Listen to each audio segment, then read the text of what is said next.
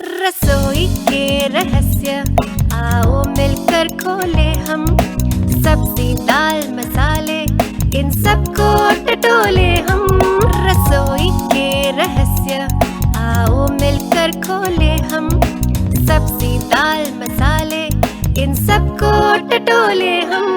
रसोई के रहस्य आओ मिलकर खोले हम, रसोई के रहस्य आओ मिलकर खोले हम। नमस्कार, welcome to this new episode of रसोई के रहस्य। इस एपिसोड में मेरे साथ आप सबका स्वागत है। हमारे dry heat methods of cooking का सिलसिला भी जारी है। हम लोग अभी भी ये देख रहे हैं कि अलग अलग किस्म के ड्राई हीट कुकिंग मेथड्स कौन से होते हैं। पिछले एपिसोड में हमने बात करी थी डीप फ्राइंग की और अलग अलग तरह के फ्राइंग की। सिर्फ डीप फ्राइंग नहीं, बहुत अलग किस्म की जो फ्राइंग होती है उसके बारे में हमने डिटेल में बात करी थी। आज का मेथड ऑफ कुकिंग जो है वो भी कुछ बहुत गर्म एनवायरनमेंट में पकने वाला मेथड ऑफ कुकिंग है। 3 in 1 का ऑफर अभी भी जारी है। एक एपिसोड और 3 मेथड्स ऑफ कुकिंग के बारे में हम बात करेंगे, क्योंकि ये सब जो मेथड्स है थोड़े बहुत मिलते जुलते हैं एक दूसरे से, और इसकी जो बनाने की प्रक्रिया है, इसको जो यूज़ करने का तरीका है, इट इज़ स्लाइटली सिमिलर, थोड़ा ऊपर थोड़ा नीचे। तो चलिए बात करते हैं इन मेथड्स का। पहला मेथड है रोस्टिंग। रोस्टिंग जिसको अगर हम अपनी भाषा में बोले, हिंदी में बोले, या हमारे जिस तरह का खाना पकता है अगर बोले, तो उसको एक तरह से सेकना भी कहा जा सकता है। जिसका मतलब हुआ कि आप अगर अपनी रोटी बना रहे हैं तो भी आप एक तरह से रोस्ट ही कर रहे हैं, उसको सेक रहे हैं रोटी को। फिर हम मसाले अपने करते हैं, जैसे हम मसाले ड्राई रोस्ट करते हैं, जिसको कहते हैं हम भूनते हैं मसाले। तो ये एक तरह से भूनना भी हुआ, क्योंकि हम बिना कुछ उसके अंदर ऑयल या कुछ डाले हम लोग मसाले, अपने गर्म मसाले या कई चीज़ों के लिए, सब्जियों वगैरह के लिए मसाले जो हम ताज़े करते हैं, उसको भी हम रोस्ट ही करते हैं। अब रोस्टिंग असल में है क्या? Roasting is basically a method of cooking जिसके अंदर खाना जो पकता है, जो भी चीज़ पक रही है, वो हर तरफ से ड्राई हीट में पकता है। So there is the source of heat is from all around it. सब तरफ से, चारों तरफ से उसको गर्मी पहुंचती है, और इस गर्मी से खाना पकता है। चाहे वो नीचे से आग हो, या वो गैस से गर्म होता हो, या जो भी हो, but its source of heat is from all around and it is dry heat. इस माहौल में खाना पकता है। अब इसको किसी न किसी तरीके से बेकिंग के साथ भी मिलाया जा सकता है, क्योंकि baking is also method of cooking जिसमें कि हम ज़्यादा करके खाना इसी तरह से ड्राई हीट से ही पकाते हैं, और उसके अंदर का जो खाने में उसके अपनी जो प्रॉपर्टीज़ होती, जो इंग्रेडिएंट्स हैं जिसकी अपनी प्रॉपर्टीज़ होती, वो प्रॉपर्टीज़ हम इस्तेमाल करके इसको यूज़ करते हैं पकाने के लिए। चाहे वो उसके अपनी जूसेस हो, या फिर ऊपर से हम कुछ मैरिनेट वगैरह डालें, उस तरह से हो। हम अलग अलग तरीके से ये काम करते हैं। अब इसमें इम्पॉर्टेंट चीज़ें क्या हैं? इम्पॉर्टेंट चीज़ें ये है कि रोस्टिंग काफ़ी लोग जो है ज़्यादा करके अवन्स में करते हैं। लोग समझते हैं कि अवन्स में ही रोस्टिंग की जा सकती है। ये बात सही नहीं है। रोस्टिंग को हम तवे पर भी कर सकते हैं। रोस्टिंग को हम एक सीधा पैन लेकर उसके अंदर भी कर सकते हैं। इसमें मेन चीज़ यही है कि आप कोई ना कोई एक, इसका मतलब जो भी आप लेंगे, चाहे वो सब्जी हो, चाहे वो चिकन हो, चाहे वो मटन हो, चाहे वो फिश हो, जिस तरह से भी हो, आप उसको लेकर उसके ऊपर या मसाले लगाएंगे, या कोई मैरिनेशन लगाएंगे, या उसको सिर्फ हल्का किसी चीज़ से कोट कर देंगे, और उसको पकने के लिए या अवन में डालेंगे, या फिर आप तंदूर में डालेंगे, क्योंकि हम लोग की तंदूरी कुकिंग भी रोस्टिंग ही होती है। इस तरह से जब खाना पकता है तो सबसे पहली चीज़ फिर वही होती है। ये वर्ड आई थिंक शायद मैंने इतनी देर में कभी नहीं यूज़ किया होगा जितना कि आजकल हर मेथड ऑफ कुकिंग में आता है, the Maillard reaction, MAILLARD। Maillard reaction का क्या मतलब था? वही कि जो खाने के अंदर नेचुरल शुगर्स और प्रोटीन्स हैं, वो सारे जब खाना पकना शुरू होता है तो वो बाहर निकल के आते हैं, और बाहर निकल कर ये पकने शुरू हो जाते हैं। इससे आपका जो है क्रस्टिंग और अच्छा सा फ्लेवर जो आता है ऊपर से भुनने का, उसका जो पकने का फ्लेवर होता है, ब्राउनिंग होती है, वो सब इससे होती है और उससे उसका टेस्ट कितना एनहांस हो जाता है।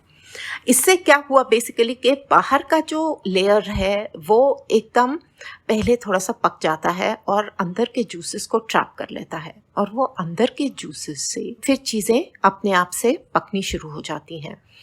इसके लिए अगर हम अवन में इसको पकाते हैं, ज़रूरी चीज़ इसमें ये है कि इसको बहुत मतलब ऊंची रैक में नहीं रखें। आप अगर जिन्होंने अवन देखा होगा, सबने ये देखा होगा कि अवन में अलग अलग रैक्स को प्लेस करने की जगह होती है। एक नीचे होता है, लोएस्ट होता है, एक बीच में होता है और थोड़ा ऊंचा होता है।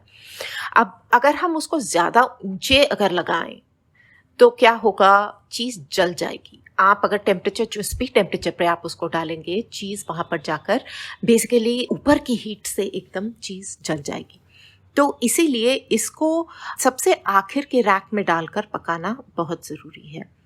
इसमें दो तरह से लोग खाना पकाते हैं। कई लोग एक कांस्टेंट टेम्परेचर में इसको लगाकर छोड़ देते हैं कि थोड़ा सा हल्का सा उस पर कुछ कोटिंग किया, उसको एक ट्रे में डाला, किसी ट्रे में जो कि शैलो ट्रे होती है, उसके अंदर डाला और डालकर उसको पकाने के लिए रख दिया। अवन को पहले प्रीहीट किया ताकि जिस भी टेम्परेचर आप चीज़ को पकाना चाह रहे हैं वो टेम्परेचर पर अवन शुरू से रहे।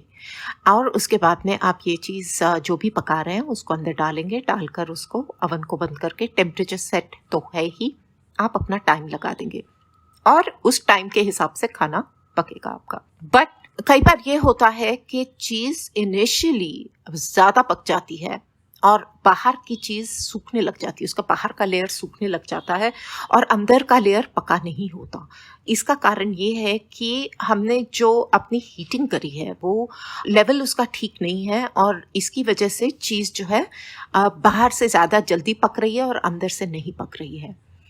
इस सब का भी और भी इसके कारण है। एक कारण ये है कि जब आप जो भी चीज़ रोस्ट करेंगे, अगर आपने उसको फॉर इंस्टेंस मैरिनेट किया हुआ है, चाहे सब्जियां हैं या आप जो भी कोई मीट या कुछ भी फिश जो भी यूज़ कर रहे हैं, इसको आप अगर आपने फ्रिज से निकाला है तो कम से कम आधा घंटा इसको फ्रिज से निकाल कर बाहर रूम टेम्परेचर पर आने दें, क्योंकि जब तक वो रूम टेम्परेचर पर नहीं आएगा तब तक उसका पकने का जो सिलसिला है वो ठीक नहीं बैठेगा। क्योंकि क्या होगा, आपने फ्रिज से निकाल कर एक 5-7 मिनट रखकर अगर उसको ओवन में डाल दिया तो पहले तो वो चीज़ गर्म होगी ठंडक से, उसके बाद में पकना शुरू होगा। उतनी देर में क्या होगा कि आपके बाहर से चीज़ जलनी शुरू हो जाएगी। तो इसीलिए बहुत ज़रूरी है कि आप चीज़ को बाहर रखें, बाहर रख के आधे घंटे तक उसको बाहर रखें, रूम टेम्परेचर पे लाएं और उसको फिर पकने के लिए अंदर डालें। यही चीज़ आप अगर पैन में करना चाहें, लेट्स से हम पनीर बना रहे हैं और हमको सब्जियां साथ में डालनी है और हमने सब कुछ एक साथ मैरिनेट किया है, मैरिनेट करके हमने उसको एक रात पहले या कुछ घंटे पहले, गर्मी का मौसम है, चीज़ ख़राब होने का डर होता है, खट्टा होने का डर होता है, हमने उसको डाल दिया फ्रिज के अंदर। अब फ्रिज से निकाल कर आप ये चीज़ को फिर से पहले बाहर रखेंगे आधा घंटे के करीब। उसके बाद एक बार अच्छी तरह से अपने हाथों से उसको मल लें। जो मैरिनेट है, आप जो भी लगाया आपने उसके ऊपर, उसको चाहे वो पनीर हो, मीट हो, सब्जियां हो, उसको अपने हाथों से एक बार अच्छी तरह से हल्के हाथ से मल लें। उससे क्या होगा कि मैरिनेट में आप याद रखिए कि जिस भी चीज़ को आप रोस्ट करने के लिए रखेंगे उसका अपना पानी भी मैरिनेट के साथ छूटा होगा। तो इसको वापस फिर क्या हो जाएगा, नीचे पानी पानी रह जाएगा और ऊपर आपका फिर ये जो भी मैरिनेट है वो अलग का अलग रह जाएगा। तो इसको सबको प्रॉपरली हम लोग को अगर अरेंज करना हो तो इसी तरह से इसको एक बार अच्छी तरह से हाथों से मलकर फिर इसको हम पकने अंदर डालेंगे। हर एक चीज़ का कुकिंग टाइम अलग है, साथ में डिपेंड करता है कि किस साइज़ का आप अगर आप जैसे रेड मीट, लेट्स से हम किसी किस्म का रेड मीट अगर पका रहे हैं, उसके अगर बड़े पीसेस पका रहे हैं, रोस्टिंग जो है ज़्यादा करके बड़े पीसेस के लिए या लार्ज चंक्स के लिए बेटर होता है, क्योंकि इसमें सूखने का डर बहुत जल्दी होता है। अगर कोई चीज़ छोटी हो या डेलिकेट मीट हो, लेट्स से जैसे फ़िश है या फिर आपका शेल फिश है या फिर चिकन भी अगर है या कुछ इस तरह की चीज़ें हों, तो ये इसके सूखने का डर ज़्यादा जल्दी होता है। तो छोटे टुकड़े जो होते हैं, इसको अगर आप देखें हम लोग लेट्स से तंदूर, अगर आप रेगुलर भी देखें रेस्टोरेंट्स वगैरह में तंदूरी खाना जो बनता है, उसके अंदर क्या होता है, उसके अंदर जो पूरा जो पीस होता है, लेट्स से तंदूरी चिकन बन रहा है या मीट की कोई डिश बन रही है जो कि तंदूर, जिसके अंदर तंदूर में सब हो रहा है, तो जो बड़े और होल साबुत जो पीसेस होते हैं वो थोड़ा तंदूर के अंदर नीचे होते हैं सीख में। बट जो टिक्के होते हैं या छोटे मोटे शास्त्रिक कबाब वगैरह जो है, जो जल्दी चीज़ें बनती हैं, उनको ऊपर ऊपर रखा होता है, क्योंकि इसको पलटना ज़्यादा जल्दी पड़ता है, नहीं तो चीज़ खराब हो जाती, डिहाइड्रेट हो जाती, बेसिकली चीज़ सूख जाती है। और उसमें क्या होगा, फिर आप जब उसको खाने की कोशिश करेंगे तो वो एकदम बेस्वादा और एकदम ऐसे लगेगा कि आप पता नहीं क्या कागज़ खा रहे हैं या कार्डबोर्ड खा रहे हैं, उस तरह की आपकी फीलिंग आएगी। तो you don't want that, specially when you spending so much time and energy on doing this. Similarly अभी यही चीज़ अगर आप लेट्स से तवे पे बना रहे हैं, आप एक पैन लेकर उसके अंदर सिमिलरली मैरिनेट कर रहे हैं, तो आप इनिशियली क्या करेंगे, जैसे हमने पहले भी डिस्कस किया था ब्रेजिंग वगैरह के लिए, आप यही करेंगे कि पहले पैन को अच्छे से गर्म कर लेंगे उस पर तेल लगाकर, ताकि आपका पैन अच्छी तरह से गर्म हो जाएगा। फिर उसके अंदर जो भी चीज़ आप डाल रहे हैं, चाहे वो आपका मैरिनेटेड पनीर हो, सब्जी हो या आपके चिकन के पीसेस हों या जो भी हो, उसको अच्छी तरह से एक बार भून लेंगे, ताकि आपका वो ब्राउनिंग और सियरिंग जो होता है वो हो जाता है। सियरिंग मतलब आपका सील हो जाता है, बाहर से वो चीज़ ब्राउन हो जाती है। फिर उससे जो है पानी छूटना बंद हो जाता है, इसलिए उसको हाई हीट पे करते हैं। अगर धीमी आंच पे करेंगे, temperature control is also extremely important, क्योंकि इन सब चीज़ों में अगर आप टेम्परेचर आपका ठीक नहीं है तो फिर चीज़ क्या होगा, पकनी शुरू हो जाएगी, नरम हो जाएगी और उसका पानी छूटना हो जाएगा शुरू, and then you will ultimately only have mushy vegetables, या जो आप करना चाह रहे हैं तो वो तो आपका होगा ही नहीं। इसीलिए शुरू में उसको तेज़ आंच पे गैस के ऊपर अगर हम पैन में कर रहे हैं तो उस तरह से करके, उसके बाद फिर धीमी आंच करके उसको ढक्कन लगाकर उसको पकने देंगे, क्योंकि इसके साथ जो इसका नेचुरल अपने आप जो पानी निकलेगा वो निकलता रहेगा और चीज़ पकती रहेगी। इसको थोड़ी देर में, चाहे आप अवन में बनाएं या आप इस तरह से गैस पे बनाएं, आपको थोड़ी देर में खोलकर इसको साइड बदलनी थोड़ी ज़रूरी होती है। इसलिए अवन में जब आप कर रहे हैं तो इसको निकाल कर, और कई बार क्या होता है कि अगर ऐसा लग रहा है कि चीज़ सूख रही होती है तो there is something that is done which is called basting, BASTING। Basting का मतलब क्या है कि आप उसके ऊपर फिर से थोड़ा सा तेल लगा रहे हैं, चाहे वो थोड़ा सा मैरिनेट ही हो या मतलब जैसे आपके पास बचा हुआ मैरिनेट पड़ा हुआ है या कुछ है, तो उसको ब्रश लेके आप हल्का हल्का वापस उसको लगा देंगे ताकि वो सूखे ना और उसका पकना सही तरीके से चलता रहे, और उसका जो अंदर जो कुकिंग हो रही है और जो उसके अंदर जूसेस हैं वो अच्छी तरह से अंदर ट्रैप्ड रहे और ऊपर वाली परत उसकी बहुत ज़्यादा नहीं सूखे। So this you continue doing for various times. अब इसमें डिपेंड करता है कई चीज़ें। अब जैसे रेड मीट आप कुछ कर रहे हैं तो 40 अप्रॉक्सीमेट टाइमिंग जो होता है वो 40 से 45 मिनट का कुकिंग टाइम होता है। आप अगर लेट्स से पोल्ट्री कर रहे हैं, जैसे चिकन वगैरह हुआ या अलग और किस्म की पोल्ट्री लोग बनाते हैं, वो अगर हुआ तो उसका अबाउट 25 से 30 मिनट लग सकता है। और डिपेंडिंग ऑन वेजिटेबल्स, आप वेजिटेबल्स भी रोस्ट कर सकते हैं। आलू है, गोभी है, ब्रोकली है, फिर गाजर है, बीन्स है और शलगम है, मूली भी करते हैं। तो ये सब अलग अलग तरह की सब्जियां भी बहुत अच्छी तरह से रोस्ट होती हैं। इनको आपको ज़्यादा कुछ करने की ज़रूरत भी नहीं होती। इन सब्जियों को आप लेकर सिर्फ एक हल्का, मतलब अगर आप चाहें कि यू वांट टू सिर्फ roast it with a marinate तो आप उसको मैरिनेट लगाकर छोड़ सकते हैं और उसको इसी तरह से पका सकते हैं, या फिर आप अगर चाहें तो सिर्फ ऑलिव ऑयल या कुछ लगा के हल्का हाथ लगाकर उसको कर लें। अब ये बेसिकली ऑयलिंग थोड़ी सी इसलिए ज़रूरी होती है क्योंकि एक तो चीज़ में फ्लेवर आती है, ऊपर से वो उसको पकने का थोड़ा सा एक मीडियम मिल जाता है पकाने के लिए, और ड्राइनेस नहीं होती, क्योंकि कितना भी करो आप ये पकाओगे तो इसका थोड़ा बहुत पानी छूटता है, तो इसलिए। एंड सब्जियों में ये बात याद रखने की ज़रूरत है कि जो टफ सब्जियां हैं, जैसे हमने बोला गोभी या ब्रोकली और शलगम और आलू वगैरह, ये सब चीज़ें जो हैं इसको पकने का टाइम थोड़ा ज़्यादा लगता है, आधे घंटे से 40 मिनट लग सकता है। लेकिन जो कि सॉफ्ट सब्जियां हैं, कई सारी सब्जियां बहुत सॉफ्ट है, जैसे जुकीनी है, खीरा है, टमाटर है, प्याज है, ऐसी जो चीज़ें हैं सब जो कि जल्दी पक जाती हैं, ये 5 से 10 मिनट के अंदर पक सकती हैं। तो इसका आपको बहुत ध्यान रखना पड़ता है। अब अगर समझिए आप कुछ पका रहे हैं जिसके साथ में आप थोड़ी सी रोस्टेड वेजिटेबल्स करना चाह रहे हैं, तो आप अलग अलग किस्म की थोड़ी थोड़ी सब्जियां करके उसको एक ट्रे में डालकर खुला करके इसको अच्छी तरह से आप पका लेंगे। इसी तरह से ऊपर, और इसके ऊपर सूखे मसाले वगैरह लगाना इनिशियली अच्छा नहीं होता क्योंकि वो ऊपर से जल जाएगा। तो आप जो भी मैरिनेट में जो डालेंगे आप डालें, बट ऊपर से अगर आपको कुछ स्प्रिंकल करना हो, हर्ब्स हो या काला नमक वगैरह जैसे आप डालना चाहें उसके ऊपर, या चाट मसाला डालना चाहें, वो सब बाद में उसके पकने के बाद ही डालना बेहतर होता है, क्योंकि नहीं तो वो ऊपर से सब जल जाएगा गर्मी में। तो इस तरह से अब आप ये कर सकते हैं, या तो अगर सब सब्जियां मिला के कर रहे हैं तो सब्जियां जिनको ज्यादा टाइम लगने वाला है पकने में, उन सब्जियों को लेट्स से थोड़ी देर के लिए आप अंदर पहले डाल दें गैस ओवन में, या गैस पे भी अगर करें तो भी आप उनको पहले थोड़ी देर पकने दें, 1 7 8 मिनट 10 मिनट। जब देखें उसके बाद खुलकर देखें, अगर वो सब्जी 1/2 से 3/4 अगर हो गई है, तब आप अपनी नरम वाली सब्जियां डालें। तो व्हाट विल हैपन कि सारी ये सब्जियां अल्टीमेटली जब फाइनली आपकी ये सब्जियां पकेंगी तो सब सब्जियां एक जैसी पककर आपकी बाहर आएंगी।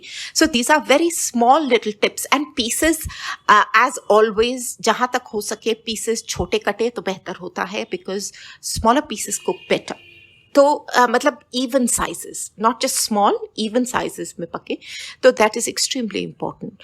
अब बेकिंग के हिसाब से अगर रोस्टिंग में देखें तो एक और बात जो मुझे ध्यान में आती है वो ये है कि रोस्टिंग में चीज़ सिर्फ पकती है, मतलब श्रिंक होगी, पकेगी, क्रिस्प होगी।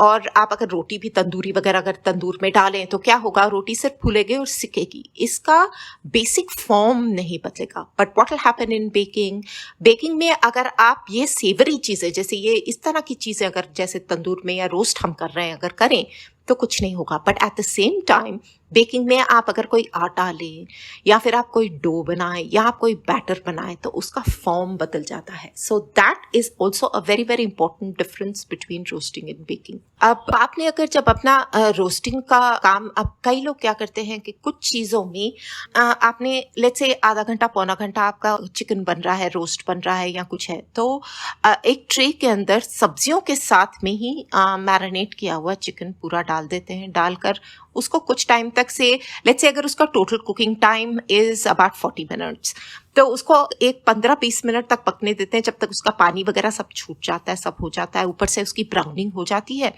और उसके बाद में कई सब्जियों के लिए, इवन कई चीज़ों के लिए अगर आपको पकाना है तो उसके ऊपर फॉइल लगा देते हैं, एल्यूमिनियम फॉइल लगाकर उसको ढक देते हैं निकाल के।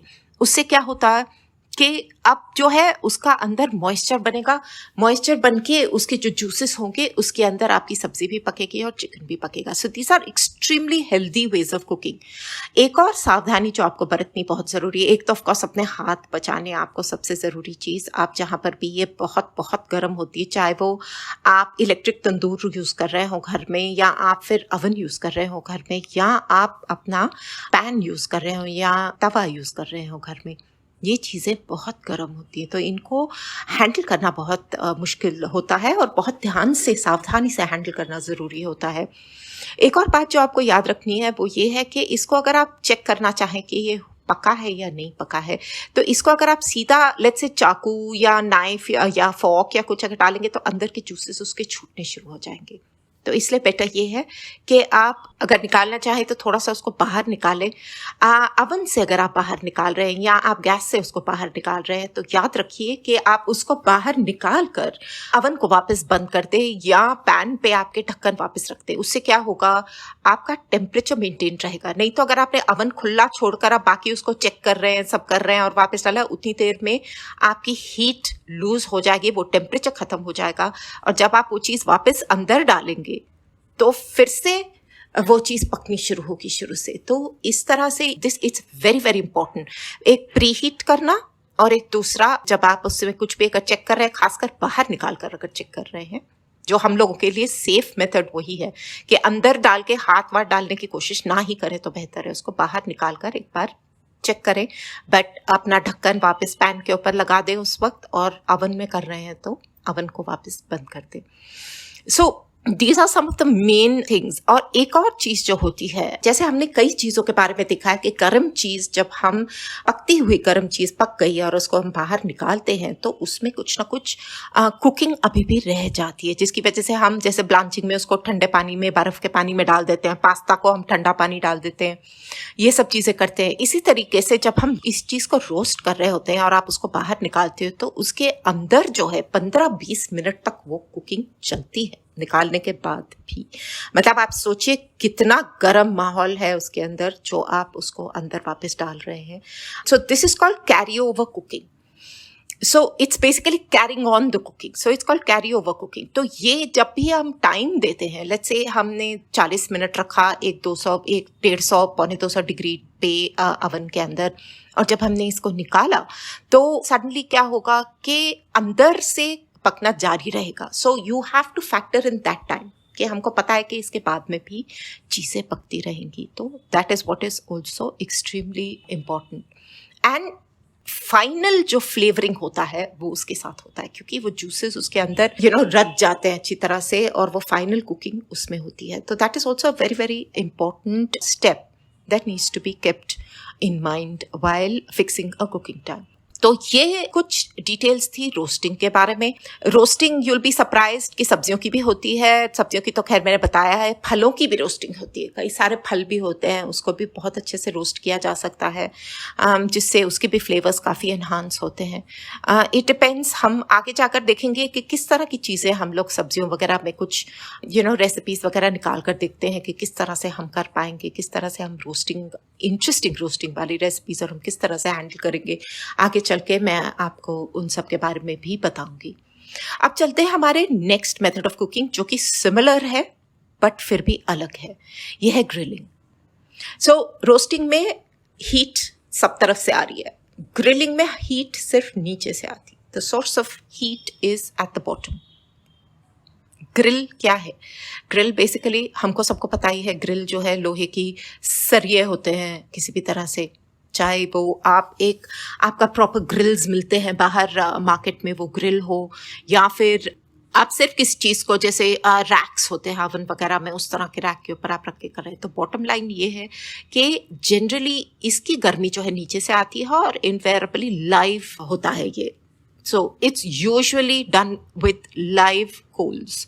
तो चाहे वो लकड़ी का कोयला हो या और किसी किस्म का कोयला हो या गैस का ग्रिल हो, जो भी है, ज़्यादा करके ये सब, इसकी जो खूबी है वो फ्लेवरिंग बेसिकली उसी से आती है कि आपका कोयले के ऊपर चीज़ पकी है, उसके ऊपर ग्रिल रखा है आपने, ग्रिल के ऊपर अपनी चीज़ रखी है आपने, और एक चार्ड फ्लेवर, जैसे थोड़ा सा ना जला जला सा फ्लेवर आता है, जो कि बहुत ही टेस्टी होता है। वो उसमें सब्जियां भी रखी जाती हैं, आलू वगैरह रखते हैं, और आपके मीट्स वगैरह भी होती, सब्जियां होती हैं। ये बेसिकली जो हम लोग ज़्यादा करके जो बारबेक्यू सुनते हैं, हम लोग इतना सब सुनते हैं, बारबेक्यू है, या आज ये खाना बारबेक्यू में बना हुआ है, या हम जा रहे हैं बारबेक्यू खाने जा रहे हैं, तो ये बारबेक्यूइंग जो होती है that is basically a form of grilling. तो इसके अंदर नीचे से एक ये थर्मल रेडिएशन बोलते हैं इसको, जो मेथड जो हो रहा है, जो हीट ट्रांसफरेंस हो रही है, उसको थर्मल रेडिएशन कहते हैं। सो थर्मल रेडिएशन को यूज करते हुए आपका खाना पकता है। इसमें भी ज़रूरी चीज़ ये है कि आप खाने को जो भी आप पका रहे हैं, तो इसमें डिस्टिंक्शन क्या है। अब सैंडविचेस हम लोग जैसे ग्रिल्ड सैंडविचेस बोलते हैं, तो उसमें क्या है, हाथ बेसिकली वो स्ट्राइप्स आ जाती है, चाहे हम हाथ लगाएं और अपने को टोस्टर, हम जैसे अपने सैंडविच टोस्टर्स होते हैं उसमें हम लोग ग्रिल्ड सैंडविचेस बनाते हैं, तो वो ऊपर मतलब डीप लाइंस बन जाती है, वो रंग भी उसका डार्क हो जाता है, वो है यहाँ। सो उस तरह से आपका हीट का सोर्स जो है उस तरह से बन के चीज़ जो है अच्छी तरह से पक जाती है, एंड उसका फ्लेवर ही बहुत ही अच्छा स्मोकी सा फ्लेवर होता है। और साथ में इसके ऊपर ग्रिलिंग में साथ में ये भी है कि बहुत ज़्यादा आपको तेल वगैरह लगाने की ज़रूरत नहीं पड़ती। मैरिनेशन आप फिर भी कर सकते हैं, मैरिनेशन जैसे हमने पहले कहा। अब घरों में कई जगह पे शाम में अगर पार्टी हो रही है, कोई कर रहा है, तो क्या किया, नीचे गार्डन में मैंने काफ़ी सारे अटेंड किए हुए ऐसे, वो लोग अपने गार्डन के अंदर एक पिट सा बना देते हैं, मतलब होल सा खोद देते हैं, उसके अंदर कोयला लगाकर ऊपर, उसी के अंदर फिर ऊपर से एक जाली लगाकर उस पर सरिये वगैरह रख देते हैं। सरिये रखकर आप चाहे वो आलू डालें, आलू पूरे साबुत आलू को एल्यूमिनियम फॉइल के अंदर ऊपर से मतलब रोस्टेड पोटैटोज़ या आपको ग्रिल्ड पोटैटोज़ बनाने हो तो बाहर से आप अपना थोड़ा सा नमक, साबुत नमक डालें और उसको उसके अंदर रैप करके आप उसके अंदर डाल दें और वो अपने आप उस गर्मी में पकना शुरू हो जाता है। बाकी सारी चीज़ें जो आप मैरिनेट करके आपने डाला है तो वो मैरिनेशन में अपने जूस में वो चीज़ पकनी शुरू हो जाती है। इनफैक्ट कहते हैं कि जो ग्रिलिंग की बोलते हैं वो जलना वगैरह जो होता है उससे मैंने कहीं पढ़ा था कि कहते हैं कि कई कार्सिनोजेनिक मतलब कैंसर होने वाले जैसी भी कई तत्व होते हैं, बट ये मैरिनेशन और ये तेल वगैरह लगाने से क्या हो जाता है कि वो इफ़ेक्ट उसका मिटिगेट हो जाता है और वो मतलब खाने के अंदर अच्छी तरह से जूसेस वगैरह जाके बहुत अच्छे से पक जाती हैं। सो इसमें फिर से वही बात है कि आप जो भी हीट मेंटेन करेंगे, डिफरेंट लेवल्स ऑफ हीट होगा, आप खाने को टर्न करेंगे, इसको खाने को इसमें भी पियर्स नहीं करेंगे और बहुत बहुत बहुत सावधानी से काम करेंगे क्योंकि ये सब चीज़ें नीचे देयर इज लाइफ गोल। हम जैसे लोग आई एम श्योर कर सकते हैं, करने वाले करते भी होंगे and you get very safe home use के ग्रिल्स वगैरह मिलते हैं, बट हम लोग उतना रेगुलरली ये सब चीज़ें कर नहीं सकते और जनरली होता नहीं है। हम ये सब एंजॉय करने के लिए बाहर ही जाते हैं, but this is again something that we can aspire to do. अब जैसे हमारे जो टोस्टर्स वगैरह भी हैं उसमें कई में ये सैंडविच टोस्टर्स में ग्रिलिंग प्लेट होती है तो लोग उन्हीं को यूज़ करके ग्रिल की तरह यूज़ करते हैं। उसको खुला रख के नीचे ग्रिल प्लेट लगाकर इसी तरह से पनीर हो या आप कोई चिकन वगैरह हो या कुछ हो उस तरह से उसके ऊपर रखकर खुले में इलेक्ट्रिसिटी के साथ पकाते हैं। आपको ग्रिलिंग पैन्स भी मिलते हैं, मतलब ग्रिल के तवे भी मिलते हैं। जो तवा हो रेगुलर जैसे अपना कास्ट आयरन वगैरह के जो तवा होता है उसको अगर आप हाथ लगाएं तो हाथ के नीचे लाइनें बनी होती है अलग अलग किस्म की, स्ट्रेट और डायगनल वगैरह बनी होती है। सो उसमें क्या होता है, उसको जनरली आप उसके ऊपर थोड़ा सा एक तेल का हाथ लगाकर आप उसको बाकी पकने को चीज़ खुले में ऊपर रख देते हैं। तो व्हेन यू कीप इट उसको हल्की आंच पे जब करते हैं तो ऑटोमेटिकली चीज़ जो है पक जाती है, उसके ऊपर चार हो जाती है और उसका खुशबू और उसकी चाहे वो सब्जियां हों आपकी, ग्रिल टमाटोस बहुत टेस्टी लगते हैं, जुकीनी होती है, खीरे को किया जाता है, ये सब चीज़ें बहुत ही टेस्टी हो जाती हैं। कैप्सिकम, खासकर कैप्सिकम का भी फ्लेवर बहुत अच्छा होता है। तो ये सब करके आप भी बहुत टेस्टी सैंडविचेस बना सकते हैं। So this is perfectly doable. हमको जाकर कोयला वोयला जलाने की ज़रूरत नहीं, हम जंगल में नहीं जाएंगे, हम ये सब काम नहीं करेंगे। हम सिर्फ अपना ग्रिल पैन, अगर जिनको शौक है नई चीज़ ट्राई करने का तो ग्रिल पैन ज़्यादा महंगा नहीं है। मैं देख रही थी कास्ट आयरन का ग्रिल पैन 1100 रुपये के आसपास का कुछ मिल रहा था। मैंने अभी तक लिया नहीं है बट मेरी इच्छा है लेने की। ये रहा ग्रिलिंग। अब हमारा आखिरी मेथड आता है, वो है ब्रॉयलिंग। ब्रॉयलिंग, ग्रिलिंग, रोस्टिंग, ये तीन। सो रोस्टिंग में चारों तरफ से हीट, ग्रिलिंग में नीचे से हीट, ब्रॉयलिंग में ऊपर से हीट। सो आपने रोस्टिंग के लिए हमने कहा था कि हम थोड़ा नीचे करके उसको बीच में या नीचे में ओवन के रैक में हम रखेंगे क्योंकि हमको उतना ज़्यादा हीट नहीं चाहिए पकने के लिए, because we wanted to cook slowly. लेकिन ब्रॉयलिंग के टाइम पे, broiling is a very quick method of cooking. आपको पता है कि छोटे छोटे ओवन्स जैसी चीज़ें मिलती हैं इंडिविजुअल छोटी, वो ब्रॉयलर्स ही उनको कहते हैं, जिसमें कि सिर्फ फंक्शन ही एक होता है कि एक ही तरफ से ऊपर से हीट आती है और एक रैक होता है या दो रैक होता है, उसमें हीट हाई एंड लो का हीट का मेथड होता है और उसमें आपकी चीज़ पक जाती है ना। ब्रॉयलिंग में ये ज़रूरी है कि आप जो मतलब distance, it's the closest to the heat source. अब ovens में ऊपर से अगर गर्मी आ रही है so it's closest to the heat source, which means that the cooking is the fastest. बहुत जल्दी पकता है, मिनटों में। एंड इसीलिए यहाँ पर जो भी चीज़ें आप पकाते हो वो मोटे चंक्स नहीं हो सकते, आपके पतले स्लाइसेस होते हैं इसमें। चाहे वो आप मीट्स वगैरह कोई पका रहे हो या आपको थोड़ी सी फिश वगैरह करनी हो या आप सब्जियाँ ही क्यों ना कर रहे हो, तो इनके स्लाइसेस पतले रखे जाते हैं ताकि ये फटाफट पक जाए। और उसमें भी इसी तरह से आप ट्रे लेंगे, शैलो ट्रेज लेंगे क्योंकि आपको चीज़ें हिलानी है। ज़्यादा डीप ट्रे होगा तो गर्मी प्रॉपर्ली नहीं पहुंचेगी।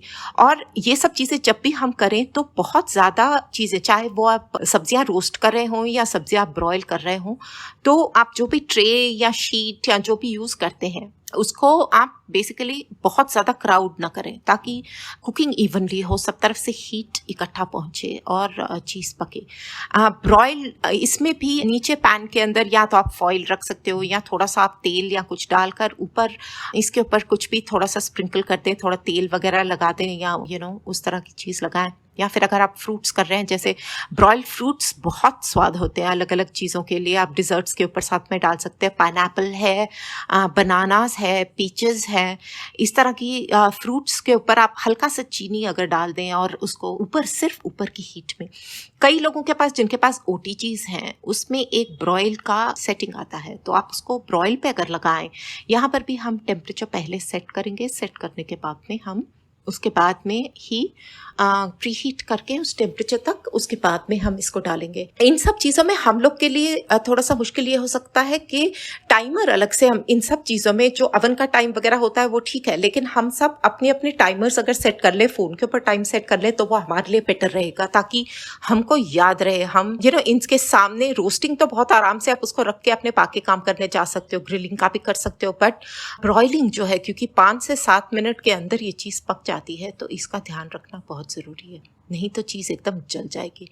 इसीलिए पतले पीसेस इसलिए काटे जाते हैं ताकि उसकी कुकिंग जो है एक इवन कुकिंग हो, और ये ना हो कि एक बाहर से जल गया और अंदर से कच्चा रह गया। So you can broil vegetables as well and use it as a side with just about anything, या आप वो सब्जियों को सिर्फ उसी तरह से इस्तेमाल करके आप खा सकते हो। So that is the basic difference, और these are very very interesting methods of cooking.